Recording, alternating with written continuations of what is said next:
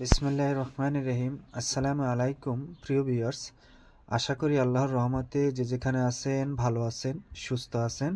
সবার সুস্থতা কামনা করে আরও একটি ভিডিও নিয়ে আসছি আপনাদের মাঝে। একশিরা রোগ ভালো হওয়ার ওষুধ। অনেক পুরুষ আছে যাদের একশিরা রোগ, একটা বিচি খুব ব্যথা করে, রগ ব্যথা করে, রগে সমস্যা হয়, অনেক সময় অপারেশন লাগে, তার সারা জীবনের জন্য তার জীবনটা নষ্ট হয়ে যায়। এ ধরনের রোগ যাদের আছে তাদের একটি খুবই পাওয়ারফুল একটি ওষুধ এবং টোটকা, এটা যদি আপনারা ব্যবহার করতে পারেন ইনশাআল্লাহ আল্লাহর রহমতে একশিরা রোগ সম্পূর্ণরূপে ভালো হবে।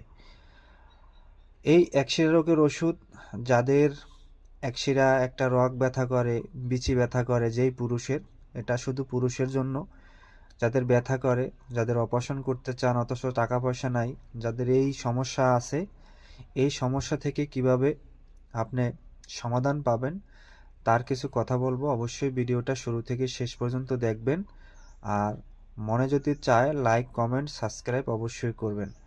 এই একশিরা রোগ প্রথমে 1 নম্বরে শনি মঙ্গলবার দিন সকালে সূর্য ওঠার আগে খুব ভোরে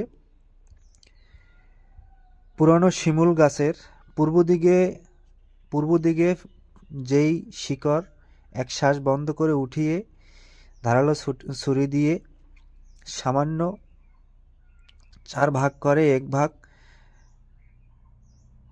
ভাগ ফুটো করে কোমরে ধারণ করলে একশিরা রোগ ভালো। 15 থেকে 20 দিনের ভিতরে আপনার একশিরা রোগ ভালো হবে।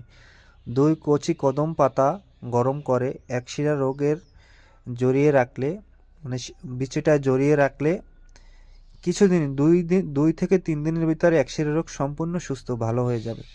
3 হরতকি ফুটো করে কোমরে ধারণ করলে একশিরা রোগ ভালো হয়। এটা খুবই চমৎকার একটি একশিরা রোগের টিপস। অবশ্যই একশিরা রোগটি আপনারা যাদের আছে তারা এই টিপসটি ব্যবহার করবেন, ইনশাল্লাহ আপনারা ভালো হয়ে যাবেন।